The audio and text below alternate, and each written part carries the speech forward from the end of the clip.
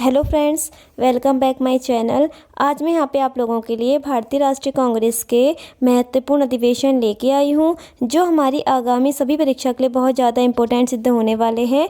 तो चलिए शुरू करते हैं। आज का जो हमारा टॉपिक है भारतीय राष्ट्रीय कांग्रेस के महत्वपूर्ण अधिवेशन।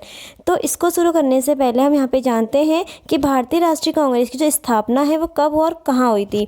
तो जो भारतीय राष्ट्रीय कांग्रेस की जो स्थापना है ये हमारी हुई थी 1885 में। ठीक है, भारतीय राष्ट्रीय कांग्रेस की जो स्थापना होती है वो होती है 1885 में बम्बई में। ठीक है, 1885 में बम्बई में भारतीय राष्ट्रीय कांग्रेस की स्थापना होती है। और ये किस कॉलेज में होती है? ये होती है गोकुलदास तेजपाल संस्कृत महाविद्यालय में। ठीक है, गोकुलदास तेजपाल संस्कृत महाविद्यालय में क्या होती है? भारतीय राष्ट्रीय कांग्रेस की स्थापना होती है 1885 में। और इसकी स्थापना कौन करते हैं? इसकी स्थापना स्कॉटलैंड के एक निवासी हैं, ए.ओ. ह्यूम। ठीक है, स्कॉटलैंड के एक निवासी थे ए.ओ. ह्यूम। ठीक है, ए.ओ. ह्यूम स्कॉटलैंड के एक निवासी थे। ये क्या करते हैं? भारतीय राष्ट्रीय कांग्रेस की स्थापना करते हैं। तो अब हमारा जो इसके बाद है, अब इसमें है हमारा कि जो भारतीय राष्ट्रीय कांग्रेस की जो स्थापना हुई थी तो इसके जो पहले अध्यक्ष चुने गए थे तो वो कौन थे? तो शुरू करते हैं आज का जो हमारा पहला अधिवेशन है। तो जिसका पहला अधिवेशन है वो हुआ था 1885 में। कहाँ हुआ था? ये बम्बई में हुआ था। और इसकी जो अध्यक्षता थी वो करी थी किसने? WC बनर्जी, यानी कि उमेश चंद बनर्जी ने इसकी अध्यक्षता करी थी। और इस अधिवेशन में कितने सदस्यों ने भाग लिया था? ये लिया था 72 सदस्यों ने इसमें भाग लिया था। उसके बाद जो दूसरा अधिवेशन है, जो दूसरा अधिवेशन होता है वो होता है हमारा कलकत्ता में। ठीक है, इसकी अध्यक्षता कौन करते हैं? इसकी अध्यक्षता करते हैं दादा भाई नौरोजी। और इसके लिए जो दूसरा अधिवेशन था बहुत इंपॉर्टेंट था। इसमें क्या था? जो दादा भाई नौरोजी थे ये क्या थे? पहले फारसी थे और ये 3 बार क्या थे? इसके अध्यक्ष चुने गए थे। ठीक है, अब अगला जो है इसमें अगला है तीसरा अधिवेशन। तीसरा अधिवेशन कब हुआ था? 1887 में हुआ था। ये कहाँ हुआ था? मद्रास में हुआ था। और जिसकी अध्यक्षता थी वो करी थी यहाँ पे बदरुद्दीन तैयब जी ने करी थी। ठीक है, और जो बदरुद्दीन तैयब जी थे ये क्या थे? पहले मुस्लिम अध्यक्ष थे, यानी कि भारतीय राष्ट्रीय कांग्रेस के पहले मुस्लिम अध्यक्ष कौन थे? तो वो थे यहाँ पे बदरुद्दीन तैयब जी। तो कभी एग्जाम में क्वेश्चन बने कि भारतीय राष्ट्रीय कांग्रेस के पहले मुस्लिम अध्यक्ष कौन बने थे, तो वो बने थे बदरुद्दीन तैयब जी। अब नेक्स्ट है यहाँ पे चौथा अधिवेशन है। अब चौथा अधिवेशन हुआ था 1888 में। ये कहाँ हुआ था? ये हुआ था इलाहाबाद में। ठीक है, और जिसकी अध्यक्षता करी थी वो करी थी जॉर्ज यूल ने। अब ये इसलिए इम्पोर्टेंट है क्योंकि इसमें जो जॉर्ज यूल हैं ये पहले ब्रिटिश अध्यक्ष हैं। ठीक है, पहले जो अंग्रेज अध्यक्ष चुने गए थे वो थे यहाँ पे जॉर्ज यूल। ठीक है, उसके बाद जो अगला जो मोस्ट इंपॉर्टेंट है हमारा जो अधिवेशन था वो था 1896 का कलकत्ता का अधिवेशन। ठीक है, 1896 कलकत्ता का अधिवेशन। इसकी अध्यक्षता किसने करी थी? वो करी थी रहमतुल्लाह सयानी जी ने करी थी। और इसमें क्या था? जो 1896 था इसमें क्या था? पहली बार वंदे मातरम गाया गया था। ठीक है, तो कोई भी एग्जाम में आपको क्वेश्चन पूछेगा कि पहली बार वंदे मातरम किस अधिवेशन में गाया गया था, तो ये गाया गया था 1896 के कलकत्ता अधिवेशन में गाया गया था। ठीक है, अब जो वंदे मातरम है ये लिखा किसने है? ये लिखा है बंकिम चंद्र चट्टोपाध्याय या चटर्जी। ठीक है, बंकिम चंद्र चटर्जी या बंकिम चंद्र चट्टोपाध्याय एक ही हैं। इन्होंने क्या लिखा है? वंदे मातरम गीत लिखा है। और इसको पहली बार जो गाया था, ठीक है, गाया किसने था? ये इंपॉर्टेंट है कि इसको पहली बार जो गाया था वो गाया था रविंद्रनाथ टैगोर। ठीक है, रविंद्रनाथ टैगोर ने गाया था, जबकि इसे लिखा किसने था? बंकिम चंद्र चटर्जी ने इसे लिखा था। अब जो अगला है यहाँ पे जो अगला अधिवेशन जो बहुत इंपॉर्टेंट है वो है यहाँ पे 1906 का कलकत्ता अधिवेशन। ठीक है, 1906 का कलकत्ता अधिवेशन। इसकी अध्यक्षता किसने करी थी? ये करी थी दादा भाई नौरोजी ने करी थी। और इसका जो महत्वपूर्ण यहाँ पे तथ्य है वो है कि इसमें जो दादा भाई नौरोजी हैं इन्होंने स्वराज शब्द का प्रयोग किया था। ठीक है, स्वराज शब्द का इसमें इन्होंने प्रयोग किया था। अब जो अगला है यहाँ पे हमारा अगला जो अधिवेशन हुआ था वो हुआ था हमारा 1907 का सूरत का अधिवेशन। ठीक है, 1907 का सूरत का अधिवेशन ये इसलिए इम्पोर्टेंट है क्योंकि इसी अधिवेशन में जो कांग्रेस का था क्या था? विभाजन हो गया था, यानी कि जो कांग्रेस थी 2 भागों में टूट गई थी, एक गरम दल और एक नरम दल। और जिसकी अध्यक्षता करी थी वो करी थी रासबिहारी घोष ने। ठीक है, अब जो अगला है यहाँ पे अगला है 1911 का कलकत्ता अधिवेशन। ठीक है, इसकी जो विशेषता है यानी कि जिसका जो महत्वपूर्ण तथ्य है वो है कि कलकत्ता अधिवेशन 1911 में क्या था? पहली बार क्या था? जन गण मन गाया गया था।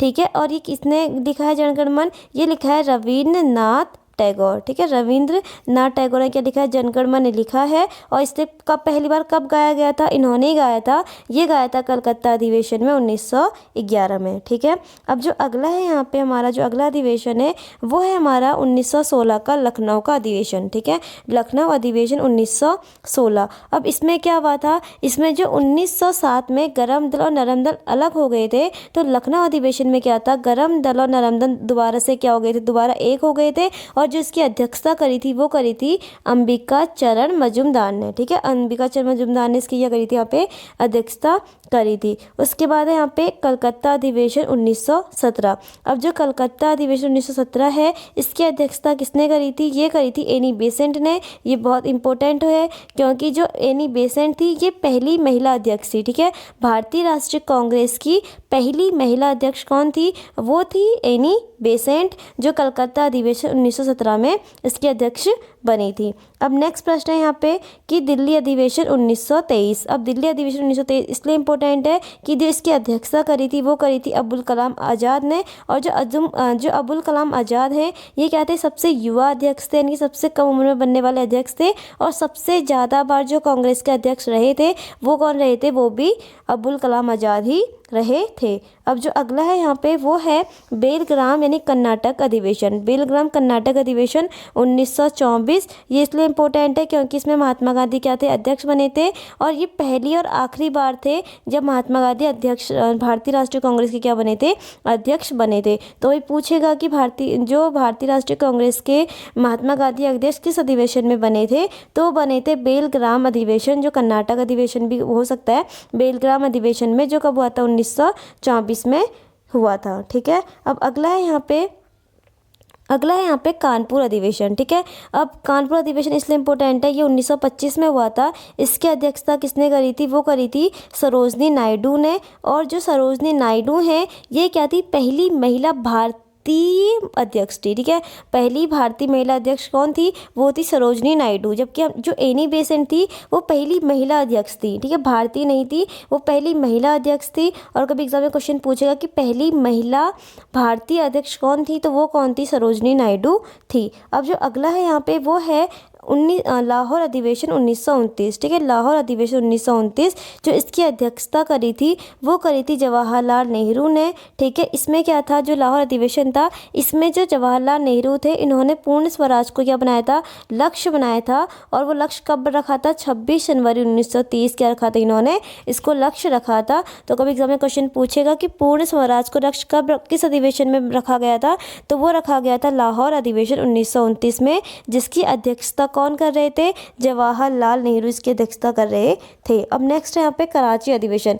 ये अधिवेशन बहुत ज़्यादा इंपॉर्टेंट है क्योंकि अक्सर एग्जाम में इसी अधिवेशन से क्वेश्चन बनते हैं कि जो कराची अधिवेशन था 1931 में, इसकी अध्यक्षता कौन कर रहे थे, वो कर रहे थे सरदार वल्लभ भाई पटेल। और इसकी जो खास बात है वो ये है कि इसी अधिवेशन में जो सरदार वल्लभ भाई पटेल थे इन्होंने क्या करी थी, मूल अधिकारों की क्या करी थी, मांग की थी। तो कभी एग्जाम में क्वेश्चन बनता है कि मूल अधिकार की जो मांग थी किस अधिवेशन में की गई थी या किस अधिवेशन में रखी गई थी, तो वो रखी गई थी कराची अधिवेशन 1931 में, जिसकी अध्यक्षता सरदार वल्लभ भाई पटेल कर रहे थे। अब जो नेक्स्ट है यहाँ पे वो है अगला फैजपुर अधिवेशन। ठीक है, फैजपुर कहाँ पड़ता है, लखनऊ में पड़ता है। तो फैजपुर अधिवेशन ये कब हुआ था, ये हुआ है 1936 में। इसकी अध्यक्षता कौन कर रहे थे, वो कर रहे थे जवाहरलाल नेहरू। और ये इम्पोर्टेंट इसलिए है क्योंकि इसी में जो जवाहरलाल नेहरू थे इन्होंने संविधान सभा के गठन की क्या की थी, इन्होंने मांग की थी। अब अगला जो है ये भी इम्पोर्टेंट है, हरिपुरा कहाँ पड़ता है, गुजरात में। तो हरिपुरा अधिवेशन ये कब हुआ था, 1938 में।